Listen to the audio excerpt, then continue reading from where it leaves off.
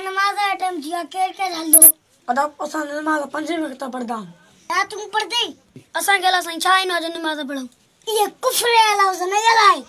काफर न थमनी तो केला कुछ न नो हका के 1 करोड़ पे है अदा मां न दई सकदुम हजूर अभी नमाज पढ़े तो केला हर निमत निया ओ भी तो केला कुछ न नो असां ईद जी जुमे जी नमाज पढ़दा हूं कड़ोला ते थोरो कने दो जो गोला ना नारा सिंधो रोज दिन खसिंदो सजदा जी तौफीक नहीं हुआ तुझे असां जनाज़े नमाज न पढ़दा अदा मुजी नमाज छो न पढ़दा मुजी घर वारन के दुख थींदो तो के इते दुख छे तो बाकी अल्लाह के नाराज करे तो इते दुख न थो नमाज जो टाइम छे तो को जो ऑफिस में काम करो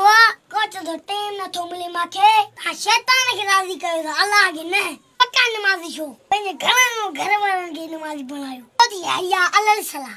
हया अल सला अचो नमाज के तरफ अचो कामयाबी की तरफ अल्लाह असां के बार बार चे तो असां में भी ईमान हो जे न अरे असां राजी नमाजी पढ़ा थई तो को नमाजू पढ़ो शुक्र अदा करे तो अल्लाह नमाजी तौफीक अदा नहीं दे अदा ये तू सच चेंदो मां बीर मां 5 वक्त नमाज पढ़दो शाबाश हर मुसलमान दे फर्ज आ तो वजू करे नमाज पढ़ी तो